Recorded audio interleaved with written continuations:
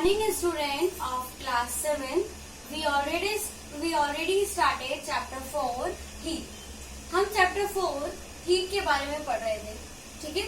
इसमें हमने last lecture में किया था व्हाट इज लैबोरेटरी थर्मामीटर और लैबोरेटरी थर्मामीटर को यूज कैसे करते हैं और उसके प्रिकॉशंस क्या क्या होते हैं उसके बारे में पढ़ा था। फिर उसके बाद हमने पढ़ा था transfer of heat. Transfer of heat क्या कहलाता है, ठीक है। फिर हमने उसमें पढ़ा था कंडक्शन, व्हाट इज कंडक्शन। फिर कंडक्शन में हमने दो टॉपिक्स के बारे में पढ़ा था, वो थे हमारे कंडक्टर्स एंड इंसुलेटर। तो ये थे हमारे प्रीवियस टॉपिक्स और आज का हमारा नया टॉपिक है कन्वेक्शन। What is convection. देखो, आपने देखा होगा कि हीट जो ट्रांसफर होती है, केवल हीट एक एलिमेंट में या सब्सटेंस में ट्रांसफर नहीं होती, ठीक है, या मेटल में ही ट्रांसफर नहीं होती। हीट का ट्रांसफर लिक्विड और गैसेस में भी होता है और जब हीट लिक्विड और गैस में ट्रांसफर होती है तो उस प्रोसेस को हम बोलते हैं कन्वेक्शन। क्या बोलते हैं? कन्वेक्शन। मतलब कन्वेक्शन क्या है? The process of transfer of heat in liquid and gases is called convection. मतलब ऐसा प्रोसेस जिसमें हीट ट्रांसफर कहाँ हो रही हो, लिक्विड और गैस में, वो क्या कहलाता है? कन्वेक्शन, ठीक है। अब इसमें देखेंगे हम कि वाटर यानी लिक्विड में कैसे हीट ट्रांसफर हो रही है, ठीक है, और गैस में कैसे हीट ट्रांसफर हो रही है, यानी एयर में, ठीक। तो इसमें सबसे पहले टॉपिक पढ़ते हैं हम इन वाटर में कि जो हमारा लिक्विड होता है उसमें हीट ट्रांसफर कैसे होती है। When water is heated, the water near the flame gets hot. ठीक है। जब क्या करते हैं, हम पानी को गर्म करते हैं। अब जैसे हम पानी को गर्म कर रहे हैं तो हम डायरेक्ट गैस में तो नहीं पानी डाल देंगे ना, ऐसे तो फ्लेम बुझ जाएगी। हम क्या करते हैं, पानी को गर्म करने के लिए उसको किसी बर्तन में गर्म करते हैं, है ना। कोई बर्तन लेते हैं, कोई यूटेंसिल लेते हैं और उसको क्या करते हैं, उस यूटेंसिल में डाल देते हैं, ठीक है। अब जो पानी मतलब यूटेंसिल गर्म होगा, पहले आग से क्या हीट एब्जॉर्ब करेगा हमारा बर्तन, तो बर्तन गर्म होगा, ठीक है। बर्तन गर्म होने के बाद क्या होगा, when water is heated the water near the flame gets हॉटेड।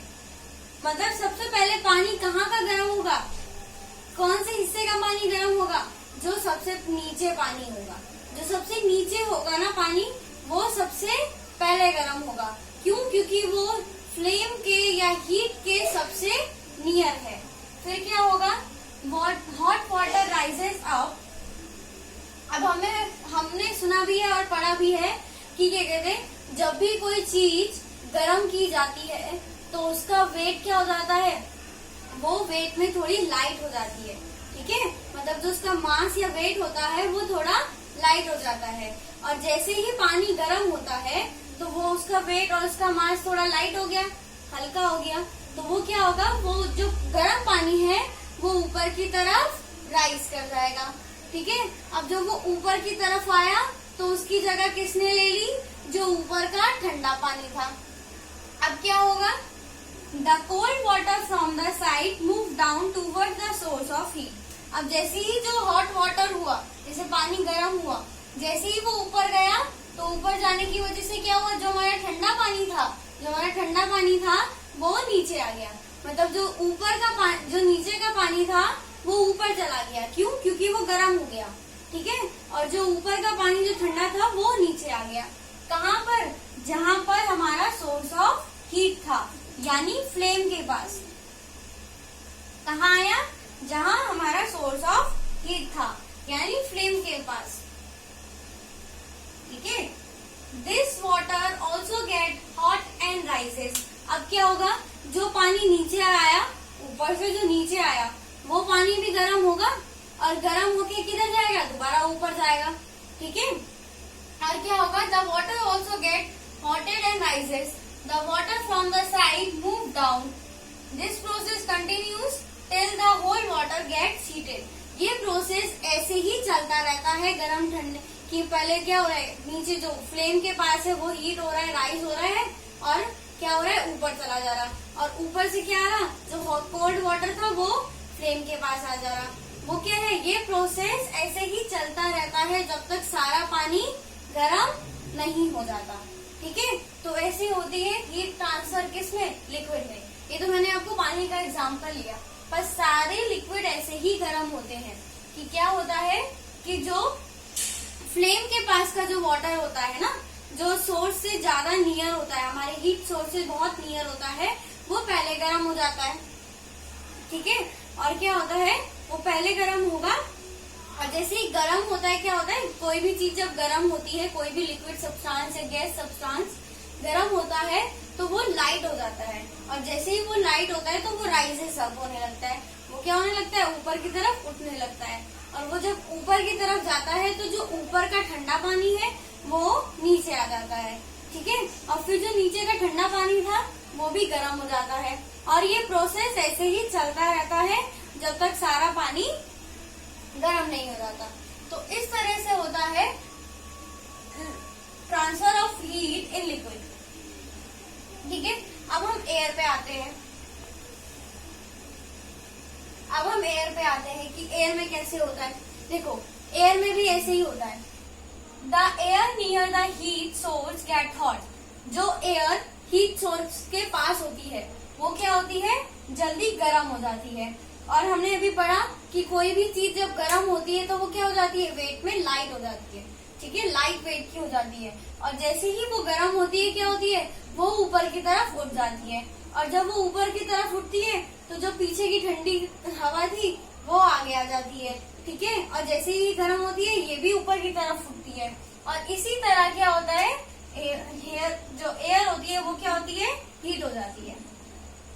ठीक, the air near the heat source get hot and rises, the air from the side come into take place, in this way air get heated. ठीक है, जो air जो होती है heat source के पास वो क्या होती है, सबसे पहले गर्म होती है, और जैसे ही एयर गर्म होती है तो वो वेट में लाइट हो जाती है, और लाइट होने के कारण क्या होती है, वो हवा में उड़ जाती है।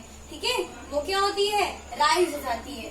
ठीक, और जो राइज हुई उसकी जगह खाली हो गई, तो जो पीछे की कोल्ड एयर थी वो क्या होगा, आगे आ जाएगा। जैसे आपने देखा है ना, अगर आप किसी लाइन में खड़े हैं, ठीक है, और किसी का नंबर आ गया, मान लीजिए आप बैंक की लाइन में खड़े हैं, ठीक, तो जो आपसे आगे जो खड़ा था उसका काम हो गया तो वो वहां से निकल जाएगा, तो आप क्या आ जाओगे, आप उसके प्लेस पे आ जाओगे।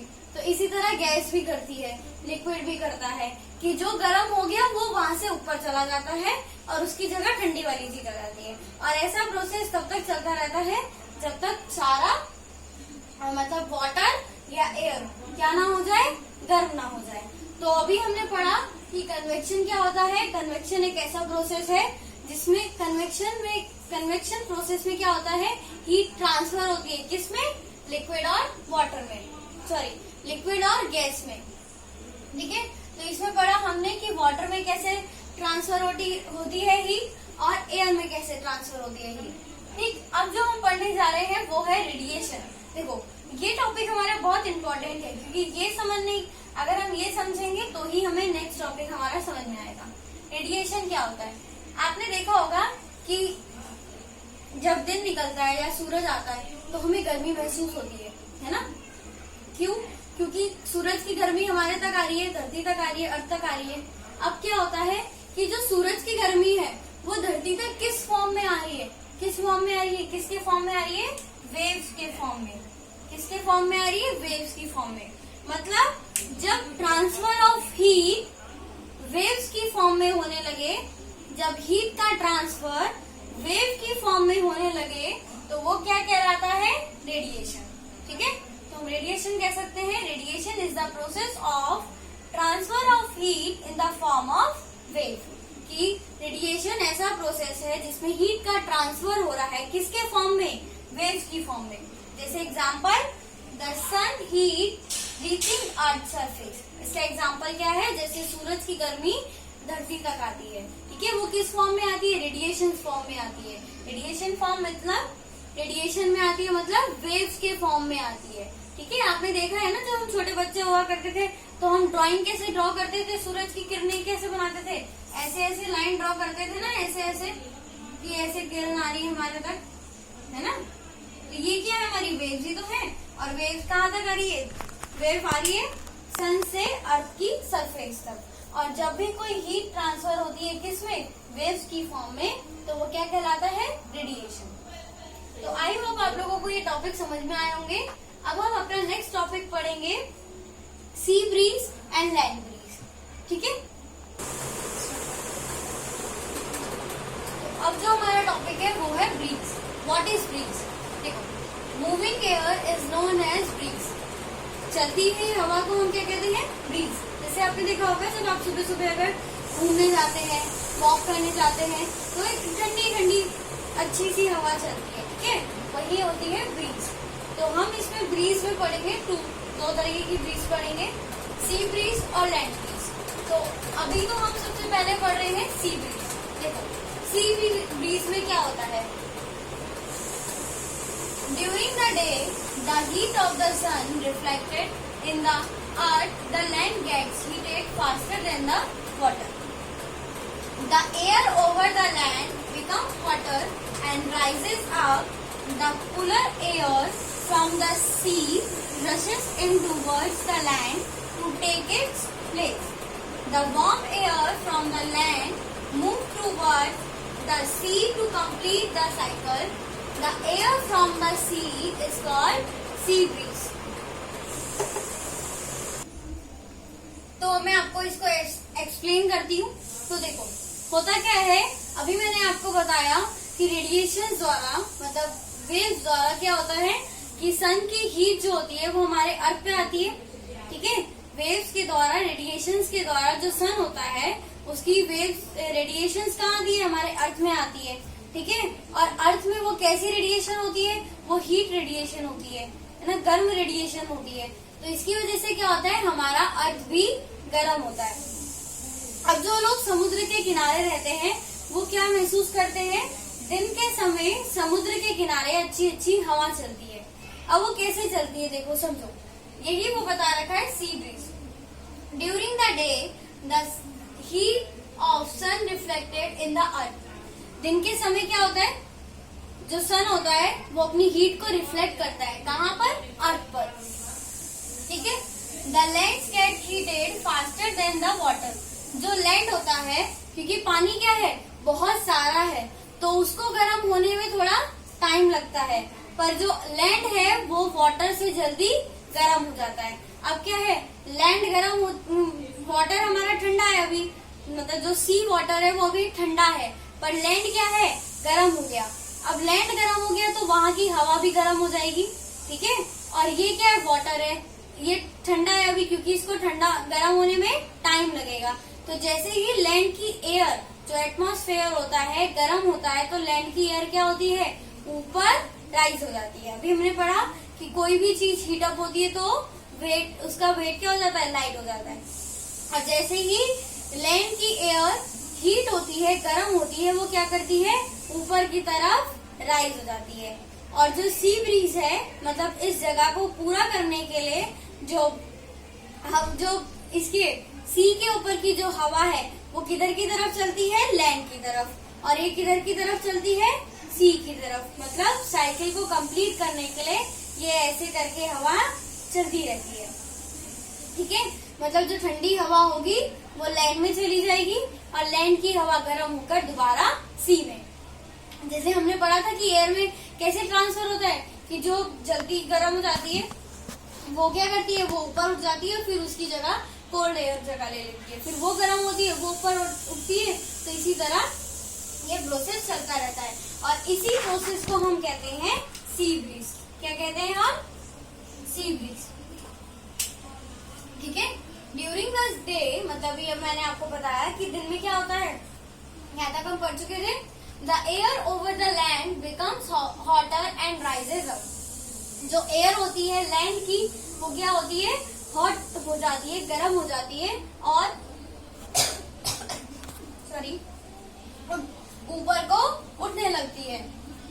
The cooler air from the sea rushes in towards the land to take its place.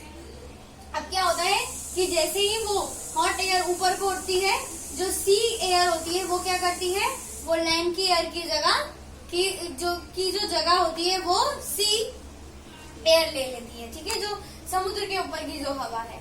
The warm air from the land moves towards the sea. अब क्या होता है, जो वार्म एयर जो है, जो गर्म हो चुकी है, वो किसकी तरफ, वो समुद्र ने लैंड की तरफ आया, तो लैंड वाली एयर कहाँ चली गई, समुद्र की तरफ। ठीक है, to complete the cycle, cycle को पूरा करने के लिए। The air from the sea is called sea breeze. और जो हवा जो सी से चल रही है, समुद्र की ओर से लैंड की तरफ चल रही है, समुद्र से धरती की तरफ चल रही है, वो क्या कहलाता है, हमारा सी ब्रीज। ठीक है, और सी ब्रीज प्रोसेस कब होता है, ड्यूरिंग द डे, जब दिन होता है। तो कब क्या होता है, the air flows sea to land which is called sea breeze. ठीक है, आपने देखा भी होगा या महसूस भी किया होगा, जैसे जो लोग समुद्र के किनारे रहते हैं वो इस चीज को महसूस भी करते हैं, या फिर जो नदी किनारे रह रहे हैं, ठीक है, गंगा किनारे रह रहे हैं, उस वहाँ पे आपने महसूस भी की होगी कि वहाँ दिन के समय थोड़ा अगर पास में जाओ तो दिन के समय भी मतलब बहुत गर्मी में भी वहाँ ठंडी ठंडी हवा रहती है। वो किसके कारण रहती है, सी ब्रीज के कारण। ठीक है, ये समझ में आया। और जो अगली ब्रीज है वो है हमारी land breeze. What is land breeze? The wind blowing from the land towards the sea is called land breeze. मतलब जो हवा लैंड से सी की तरफ चलती है वो क्या कहलाती है, लैंड ब्रीज। ठीक है, अब ये पढ़ते हैं कि ये कैसे होता है। During the night time the land in the coastal areas get cool down faster than the sea. अभी हमने लास्ट टॉपिक में जो पढ़ा था वो सी ब्रीज में, उसमें क्या देखा था कि हमने जो सी होते हैं, मतलब समुद्र जो होता है वो देर से गर्म होता है एज कम्पेयर टू लैंड। ठीक है, इसी तरह अब क्या है, रात तक तो समुद्र का पानी गर्म हो चुका है, ठीक है, पर अब समुद्र के पानी को ठंडा होने में क्या लगेगा, टाइम लगेगा। और लैंड क्या है, ठंडा हो चुका है। तो अब जब समुद्र का पानी गर्म है तो समुद्र के ऊपर की हवा भी क्या होगी, गर्म होगी।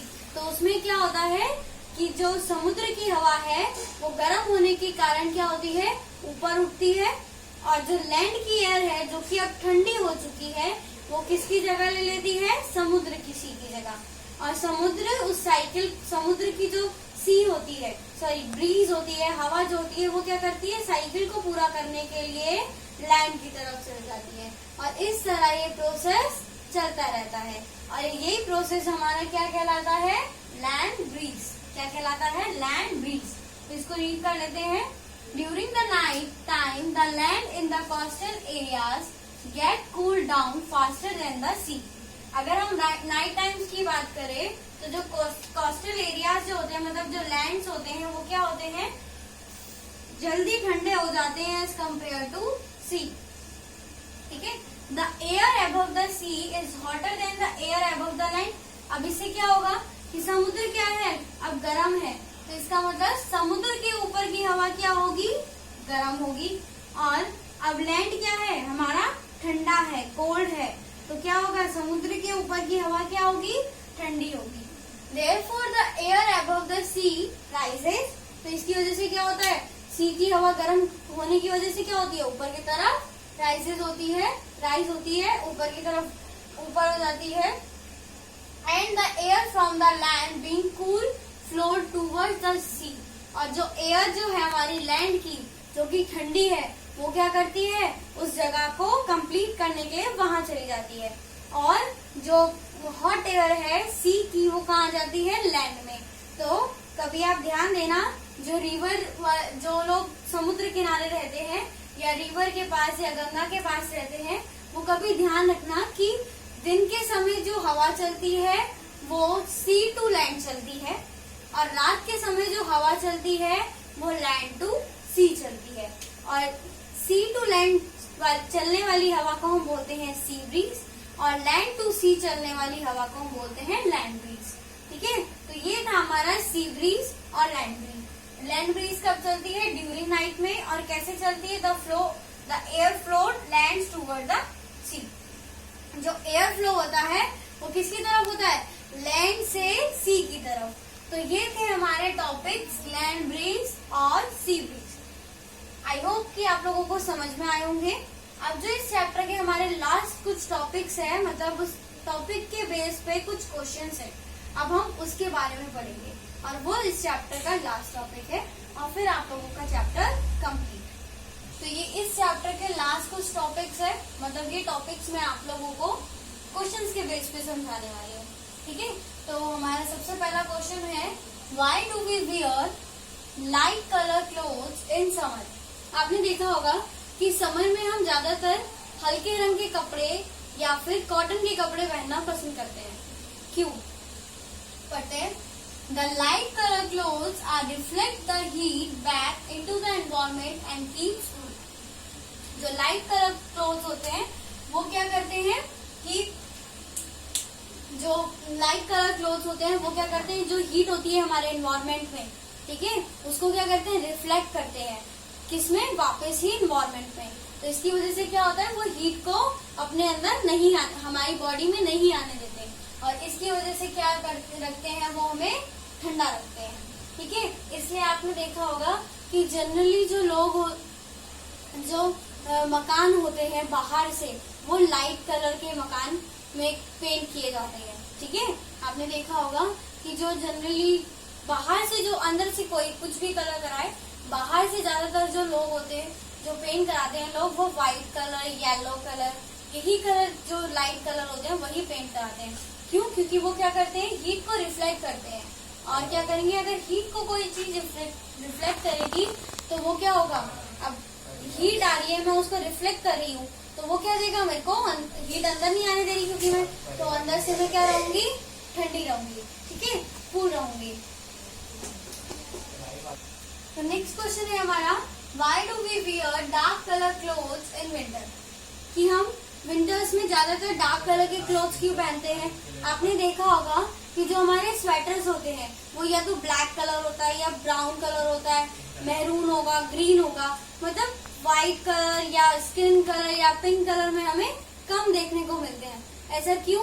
क्योंकि जो डार्क कलर क्लोथ्स, जो डार्क कलर होते हैं वो क्या करते हैं, हीट को एब्जॉर्ब करते हैं और ठंडी में हमें क्या चाहिए, हमारी बॉडी को हीट चाहिए ना, और वो हीट को ही एब्जॉर्ब कर रहे हैं, तो इस वजह से वो क्या करते हैं, हमें गर्म रखते हैं। तो the dark colour clothes absorb the heat from the environment and keeps warm. जो डार्क कलर क्लोथ्स होते हैं वो क्या करते हैं, एनवायरमेंट को हीट को एब्जॉर्ब करते हैं, किस कहाँ से, एनवायरमेंट में, और हम एनवायरमेंट से और हमको क्या रखते हैं, वार्म रखते हैं, गर्म रखते हैं। नेक्स्ट क्वेश्चन है इसमें, why do we wear woollen clothes in winter. हम वुलन क्लोथ्स क्यों पहनते हैं विंटर में। तो नेक्स्ट क्वेश्चन है हमारा, why do we wear woollen clothes in winter. हम विंटर्स में वुलन क्लोथ्स क्यों पहनते हैं। देखो, जो वुलन क्लोथ होते हैं ना, वो हीट के बैड कंडक्टर होते हैं। ठीक है, और हमने पढ़ा था पिछले लेक्चर में कि जो बैड कंडक्टर्स होते हैं, जिनको हम इंसुलेटर्स बोलते थे, ठीक है, वो क्या होते हैं, हीट को ट्रांसफर नहीं होने देते। तो क्या होते हैं, वुलन क्लॉथ्स हमारी बॉडी से हीट को ट्रांसफर नहीं होने देते, मतलब एनवायरमेंट में नहीं जाने देते। और क्या करते हैं, एनवायरमेंट की हीट को एब्जॉर्ब करते हैं, मतलब वो एनवायरमेंट से हीट तो एब्जॉर्ब कर रहे हैं पर हमारी बॉडी से हीट को रिलीज नहीं करने दे रहे। ठीक है, therefore they do not allow the heat from the body to move out in the environment। तो इसकी वजह से वो क्या करते हैं, अलाउ नहीं करते कि हमारी बॉडी की हीट कहाँ जाए, एनवायरमेंट में जाए। और अगर हमारी बॉडी की हीट एनवायरमेंट पे नहीं जाएगी तो हम क्या रहेंगे, वार्म रहेंगे, गर्म रहेंगे। ठीक है, इसलिए कभी आप देखा भी होगा या महसूस किया होगा या करके देखना जब सर्दियाँ आएगी, कि आप एक मोटा सा जैकेट पहन लो, ठीक है, या दो पतले पतले जैकेट्स पहन लो, तो जो आपको ठंड होगी वो मोटे जैकेट में ज्यादा लगेगी और पतले पतले जैकेट्स में कम लगेगी। क्यों? क्योंकि जो हमने एक जैकेट पहना तो क्या हुआ, एक जो वुलन जैकेट थी उसने क्या करा, हमारी वार्म एयर को हमें कवर कर लिया, इससे क्या हमारी बॉडी कवर रही।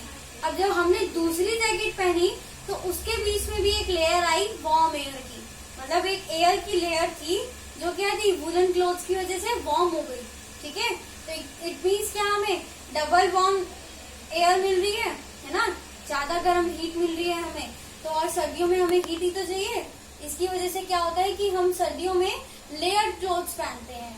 ठीक है, मतलब एक के ऊपर एक कपड़े पहनते हैं, पहले स्वेटर पहनते हैं, फिर उसके बाद जैकेट पहनते हैं या हाफ स्वेटर पहनते हैं ना, फिर उसके बाद फुल स्वेटर पहनते हैं, फिर जैकेट पहनते हैं। इसकी वजह से क्या होता है कि हमें ठंड लगती है। अगर हम एकदम ही एक मोटा सा जैकेट पहन ले तो वो भी हमें ठंडी पहुंचाएगा। ठीक है, तो ये टॉपिक्स थे हमारे लास्ट टॉपिक। आई होप आप लोगों को चैप्टर समझ में आया होगा और ये चैप्टर आज हमारा कंप्लीट हो गया है। Thank you.